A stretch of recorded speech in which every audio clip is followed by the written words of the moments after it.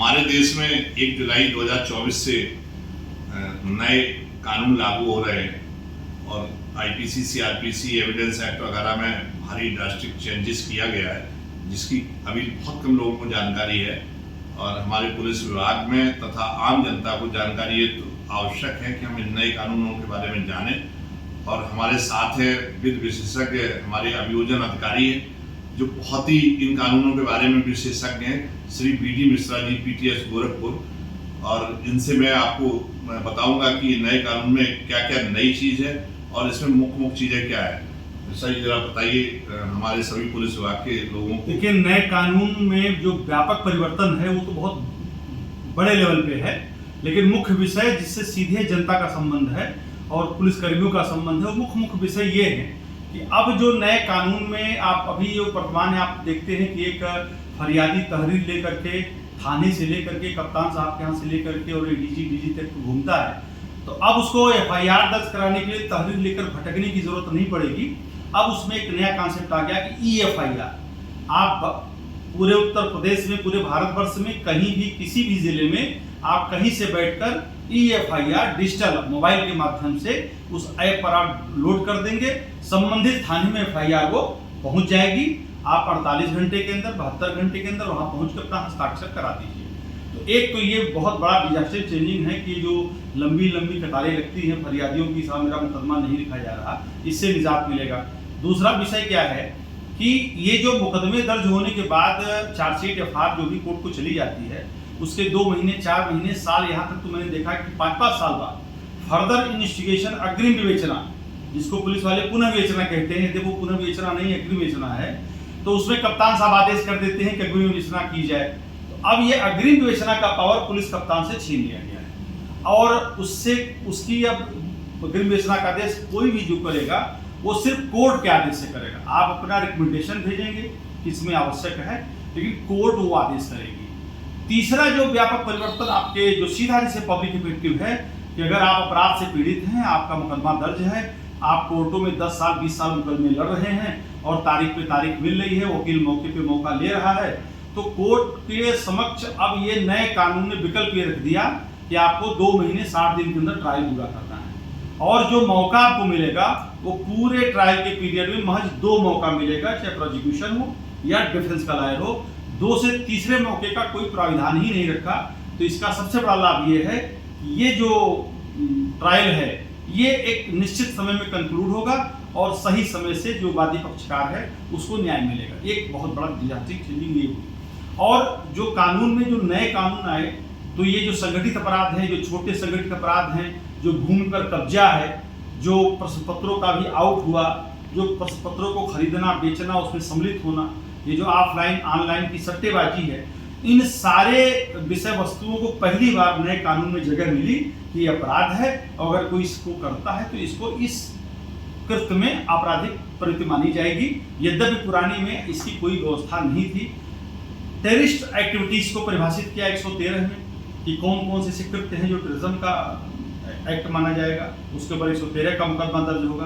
पहली बार इसने ये परिभाषित किया कि भारत के बाहर बैठकर यदि भारत के अंदर किसी भी अपराध को आप दुष्प्रेरित करते हैं, इसके पहले सिर्फ भारत के अंदर था, अब भारत के बाहर किसी अन्य देश में बैठ करते हैं, उसको भी इस कानून में कवर किया गया। छोटे बच्चों से, जो नाबालिग बच्चे हैं, उनका आप इस्तेमाल करते हैं, उनको किराए पर लेते हैं, उनसे अपराध कराते हैं, तो ये भी एक बड़ा विषय वस्तु बना कि नहीं, इस पर भी नया कानून में जगह मिली। ये भी एक क्राइम है, इसमें आपको आजीवन कारावास होगा। और वह महिलाएं जो अब तक ये भटकती थी कि साहब हमारे साथ शादी का झांसा देकर के इन्होंने सेक्सुअल रिलेशन स्थापित किया, नौकरी का झांसा देकर के स्थापित किया, तो इसको भी पहली बार कानून में जगह दिया गया धारा 69 के तहत कि अब ऐसे मामलों में 10 साल की सजा होगी, लेकिन बाउंडेशन ये लगा दिया कि ये बलात्कार की परिभाषा में नहीं आएगा।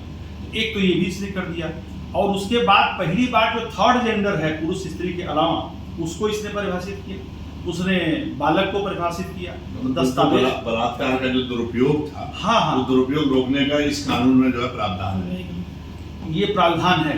अच्छा, एक चीज और ये है कि जो वर्तमान हमारा कानून है पूरा डिजिटल हो गया। अभी जो मैनुअल काम हमारे होते हैं और आप जो देखते हैं कि थानों पर, मालखानों में तमाम गाड़ियां और मालखानों में तमाम भाला, लाठी, बर्छा, एनडीपीएस के सामान, अब ये डिजिटल मालखाने की बात कर रहे हैं कि मालखाना डिजिटल होगा। ये जो आपको थाने के अंदर दिखता है कि कोने पे मोटरसाइकिल और चार पहिया और मालखाने में बड़े माल, इन सब चीज़ों पे बड़े लेवल पे डिजिटाइजेशन किया गया है। और ये जो 65B का प्रमाण पत्र आप पहले लेते थे, जिसमें किसी भी अपराध के संबंध में डिजिटल एविडेंस जो भी था उसके लिए लेते थे, इसको इन्होंने बड़ा व्यापक स्वरूप में दे दिया। अब ये आप मान के चलिए कि क्राइम सीन से लेकर के अभियोग पंजीकृत होने से लेकर के चार्जशीट लगने तक, अभियुक्त का रिमांड होने तक, जेल भेजने तक, मालखाना में माल दाखिल होने तक, ये सारा प्रोसेस डिजिटल हो गया। लेकिन इसमें धीरे धीरे इसने कहा कि क्रमबद्ध तरीके से 5 साल के अंदर इसको अपने फॉर्म में लाया जाए। इसमें जो पुलिस के एविडेंस में लोग जाते थे, परेशान होते थे, बहुत जगह जो है न्यायालय में जो है उनके दूसरी जगह ट्रांसफर हो जाते थे, उनकी गवाही में जो है बड़ी समस्या होती थी। देखिए, इस पर हम आपको बता दें कि अभी हाल में ही ऑनरेबल सर्वोच्च न्यायालय ने 2-3 महीने पहले समस्त हाईकोर्ट को एक निर्देश दिया था कि जो भी बड़े अफसरों को आप बुलाते हैं तो प्रयास करें कि उनको वीडियो कॉन्फ्रेंसिंग के माध्यम से उनके तथ्य को जान लें, उनसे आपको जो भी क्वेरीज करनी हो कर लें। हमारे नए कानून लागू होने के पहले से ही आप देख रहे हैं अदालतों में जो रिमांड है अभियुक्तों का जो जेल में बंद हैं, वो हमारे जजेस साहबान जो है वो वीडियो कॉन्फ्रेंसिंग के जरिए से ले रहे हैं। तो अब नए कानून में भी यह चीज़ प्रावधानित कर दिया गया कि मात्र यही नहीं कि आप कहीं दूर बैठ करके अपना बयान कोर्ट को दर्ज करा सके, वो आज भी है कि आप वो लिंक है उस लिंक से जुड़ करके आप अपना दर्ज करा सके। कोरोना काल में आपने देखा ना कि सब ऑनलाइन लिंक से जुड़ करके होता था, बहस तक होती थी ऑनरेबल सुप्रीम कोर्ट में, हाई कोर्ट में, हर जगह होती थी। तो उसका स्वरूप व्यापक कर दिया। अब मात्र मोबाइल पर सम्मन वारंट आपने भेज दिया उनके व्हाट्सएप तो वो तामील मान लिया जाएगा। ये नए कानून इन्होंने प्रावधान कर दिया। ये जो एक मैनुअली व्यवस्था थी कि सम्मन सेल और फिर सिपाही जाएगा देगा, ये व्यवस्थाओं से हमको निजात मिलेगा 1 जुलाई से इस नए कानून में। और इस एक नए कानूनों में एक और बहुत महत्वपूर्ण विषय वस्तु जो मॉब लिंचिंग होती है कि एक भीड़ किसी को मार दे तो अगर 5 या उससे ज़्यादा व्यक्ति किसी को मारते हैं बिना किसी उद्देश्य के और शक में कि चोर है, बच्चों को उठाने वाला व्यक्ति है या कुछ भी आरोप लगा करके और वो गंभीर रूप से घायल होता है, मर जाता है, इन सारे परिस्थितियों में मॉब लिंचिंग का प्रावधान लाया गया। आजीवन कारावास से मृत्युदंड तक की इसमें व्यवस्था है। और इसके अतिरिक्त इस कानून के अंतर्गत भारत की एकता अखंडता के साथ भी अगर जो व्यक्ति खिलवाड़ करता है, खिलवाड़ करने का प्रयास करता है, उसके साथ दुष्प्रेरण करता है या उसमें इन्वॉल्व होता है, तो उसकी भी व्यवस्था हमारे नए कानून में लाया गया। और दंड की जितनी व्यवस्था थी, सबसे प्रमुख चीज ये है कि हमारे जो कानून बना नया वाला ये सुधारात्मक है, दंडात्मक नहीं है। क्यों? क्योंकि पहली बार सामुदायिक सेवा का कॉन्सेप्ट लाया गया। सामुदायिक सेवा का मतलब है कि अब तक जो दंड मिलते थे वो कारावास के, साधारण और आजीवन जुर्माने से।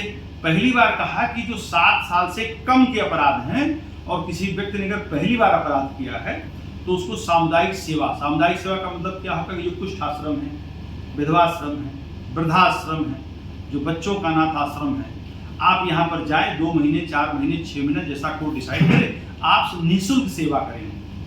आप ट्रैफिक पुलिस के साथ रखें कि ट्रैफिक की व्यवस्था करें। मतलब एक सामुदायिक सेवा का मतलब हो गया कि बिना किसी स्वार्थ के, बिना किसी मूल्य के आप इनकी सेवा करें। ये बेसिक ऐसे विषय वस्तु हैं जिनको नए कानून ने समावेशित किया और जिसका सीधा प्रभाव जनता पर पड़ेगा, सीधा प्रभाव जनता से है। और महत्वपूर्ण चीज इसमें ये भी एक और है कि जो हमारी आपराधिक न्याय प्रणाली है, ये आपराधिक न्याय प्रणाली में जो पुलिस, वकील, प्रोसिक्यूशन और कोर्ट, ये 4 जो बिंदु इन्वॉल्व हैं, तो ऐसा नहीं है कि इस नए कानून में सिर्फ किसी एक बिंदु को प्रभावित किया गया। पुलिस की जिम्मेदारियों को बहुत ही महत्वपूर्ण तरीके से उन्हें बताया गया। पुलिस को ये भी बताएगा कि अब आप कोई भी जो रिपोर्ट देंगे 156(3) में शपथ पत्र के साथ देंगे, मतलब उनकी लायबिलिटी फिक्स की गई। और प्रोसिक्यूशन को बताया गया कि भाई आप 2 से ज़्यादा आप भी नहीं लेंगे, डिफेंस भी नहीं लेगा और समय से ट्रायल कंक्लूड होगा। जुडिशरी को भी बताएगा कि ये जो 10 साल 20 साल आप चलाते हो और उन ट्रायल में प्रोसेस का तामीला नहीं हो पा रहा है, मुलजिम नहीं आ रहा है, कोई वारंट नहीं आ रहा है, कोई अभियुक्त नहीं आ रहा है, कोई प्रोसिक्यूशन का विटनेस नहीं आ रहा है, इससे कोई लेना देना नहीं है।